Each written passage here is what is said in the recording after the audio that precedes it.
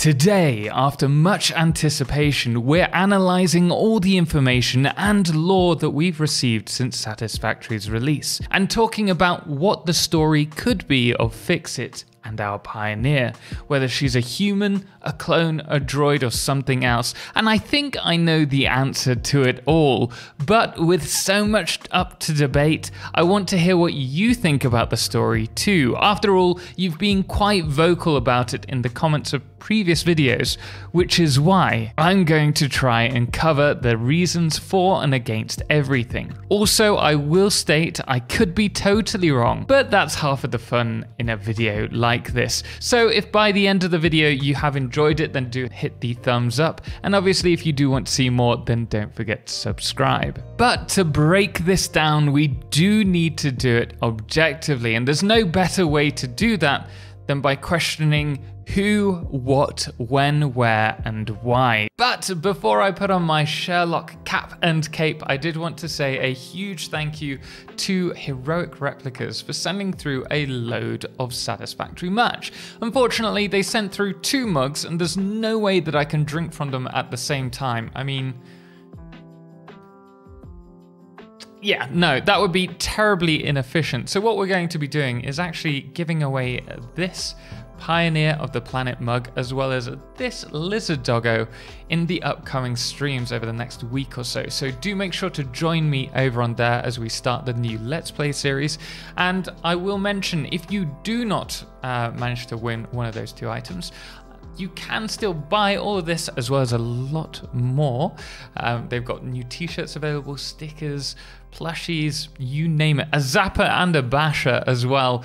You can buy that over on lizarddoggo.com. And if you use the link that's in the description just below, you can actually get a free pack of stickers or a free slug plushie when you spend over $30. So what are you waiting for? Join us, the pioneers of the planet.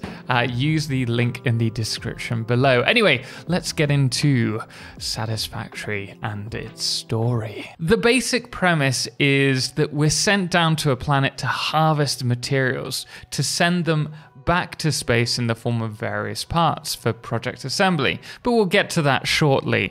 The company that we're working for and owned by is called FICSIT, which is dedicated to research, development, and application of new technologies to solving long-term problems. It's quite important, we'll get to that in a bit. Also, there's nothing like a bit of modern-day slavery to set the tone for the game. Now, we do work for a human called Katarina Parks, who is the CEO of FICSIT, and probably evil. Sorry, just a little bit of a hunch there. And we also know of her assistant called Steve, who's probably a pretty nice guy, right? Now, between them, we can expect the missions to be sent out to us. Of course, we have Ada, but I presume she's the AI that just guides pioneers to be as efficient as possible. Though she may become sentient, as we know the MAM attempted to, but was promptly shut down. Speaking of which, for more Easter eggs, do check out the video that we covered a while back. I'll put it in the top right-hand corner now. It's quite revealing.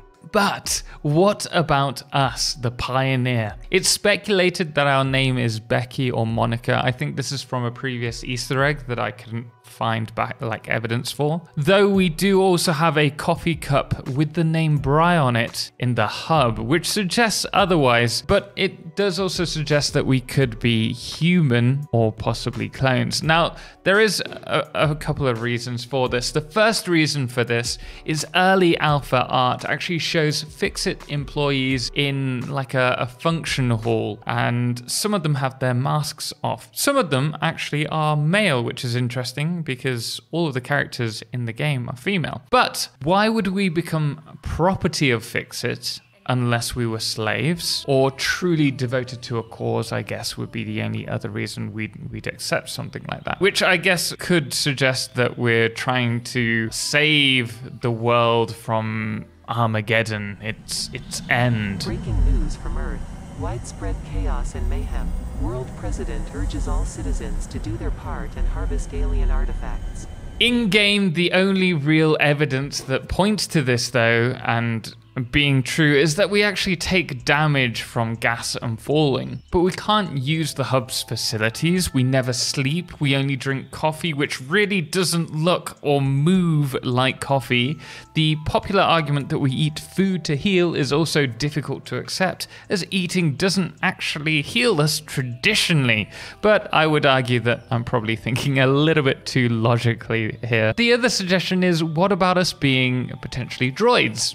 After all, we are property. We have a restart sequence when we die. We're also not allowed to stray outside of our zone, which I think is quite an interesting point. I know it works as a gameplay mechanic, but we start taking damage if we leave the area, which suggests that the company is very sick if they're happy to kill their co-workers for leaving a particular area. I do find it slightly more palatable, I guess, with that in mind, if we were droids. And after all, you could just want to shut it down before it goes out of operating range. Now, the third option, and one that I don't think's actually been mentioned, is that we could be in a VR simulation and that the world is generated to kind of prepare us for being sent to Massage 2ABB. We're kind of the precursor to it.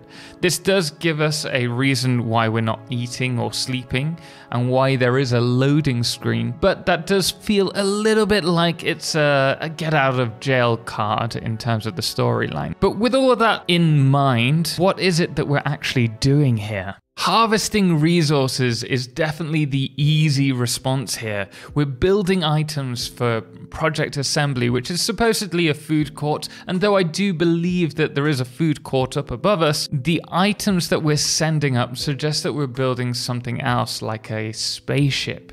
I mean, think about it. We've got versatile framework, automated wiring, smart plating, modular engines, magnetic field generators, thermal propulsion rockets. They're all pointing towards something big that moves. This could mean that FICSIT goes to planets, harvests them, and then moves on to another planet. And it would actually suit the law if that was the case, because if you look up at the planet, you can actually see the molten core one has its own bases on it, and it looks a bit like they're flashing, a bit like how the space elevators would in several locations. I think there's 3 of them. Perhaps the molten core is what's left of a planet after FICSIT has been harvesting it. The other option is that we truly are seeking a cure for Earth, and Project Assembly is about saving Earth or building a Noah's Ark for mankind.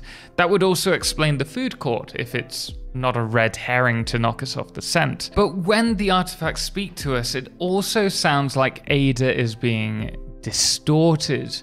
Now, could this actually be a fake projection to make us harvest these items? After all, there's something rather malevolent coming across when Ada speaks about them. Maybe that's Ada, or the flying jellyfish, trying to take control of our minds through subliminal messaging, which sometimes is distorted due to these artifacts. I mean, if we were a mindless drone, there's no way I'd click the like and subscribe button right now. But what about when is the next question. This next question is definitely a little bit more vague. In terms of our timeline, it's obviously the future, but we have no idea when. However, the planet itself suggests that it was actually already in the act of being terraformed. Look at where all the water is being distributed from in the Spire coast. These weird faucets from nowhere. The petrolized rock that has similar hexagonal cages looking as if something was being built onto it. And what better way to try and save humanity than, I don't know, researching, developing, and applying new technologies, such as possibly terraforming, like FICSIT's message is all about. But maybe I'm grasping at straws. Now, Massage 2ABB is set in a binary star system, which means there are 2 suns, one during the night and another during the day, and features 2 planets, a gas giant and a molten lava planet. Interestingly enough, the planet has not been charted, and scattered around the world are hundreds of crash sites, which is really confusing given the advanced nature of FICSIT. I mean, what caused all of these crashes?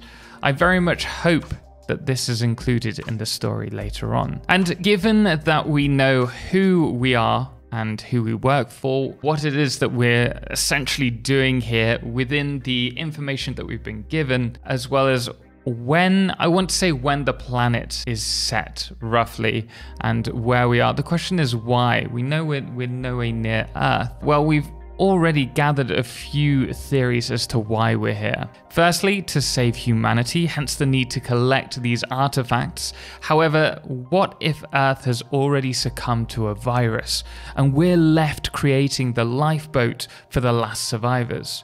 Or perhaps if we're droids, then humanity may already be destroyed and we find ourselves following the objectives of Katarina and Steve that were set before us, but they're already long gone. And we're left with Ada, who doesn't know anything other than to do the job. And so we're endlessly repeating her code, sending us from one planet to another planet, an endless cycle, trying to harvest them. After all, it's clear we have no heart. If we can see planets and aliens being destroyed and not give a care for their home out of sheer self-benefit, I can't see that being very human-like. Perhaps the opposite's true, and that really we're there trying to help with the terraformation, and you guessed it, FICSIT, sending ships to Earth to bring a new population to the planet. But then again, like I said, I could be totally wrong. Let me know what you think in the comments below. And we should probably touch on the artifacts while we're here,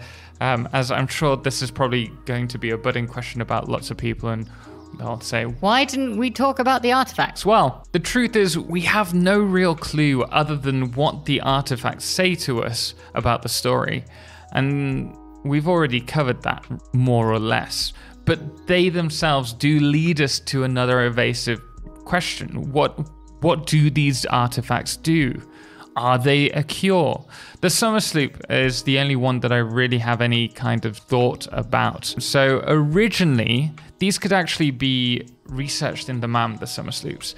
And it would then say that they can be used to unlock other buildables, but that you'd have to research more and you couldn't progress any further at that stage. Now, I always felt that the Summer Sloop hinted at some form of travel. After all, a sloop was a type of sailboat in the 18th and I think the 19th century as well. So perhaps this hints at a form of travel, which brings me to maybe it's teleportation. As for the strange alien metal, also known as SAM, this is just super confusing as it's the only mineable node that can only be mined in small quantities. So I really have no idea, unless they're what's used to produce teleports, the actual, rather than the building of the teleport, which is the Summer Sloop, we actually use the SAM ore to power them. And the Mercer spheres,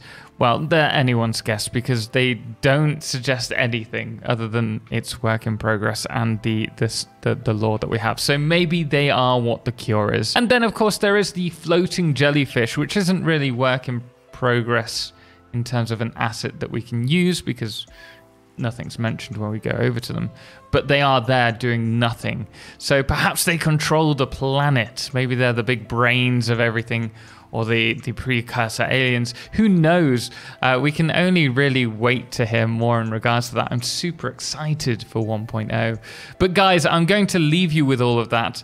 I hope you've enjoyed the video. Do let me know what you think is the storyline in the comments below. Let's see if we can get chat moving down there so that we can all speculate together. And of course, like I said, if you did enjoy the video, hit the thumbs up and consider subscribing. And if you've really enjoyed it, why not consider supporting me on Patreon so that I can continue to produce more content like this. As always, guys, thank you so much for watching, and thank you so much to all of our amazing supporters on Patreon, most notably our Solar Eclipse patrons, James Irwin, Firefless, Trebor and Beowulf, as well as our Lunars, the Calamity Ben, Star, Shoku the MM Wolf, and that dude AW, as well as our Blood Moon of the day, which today is Scooter.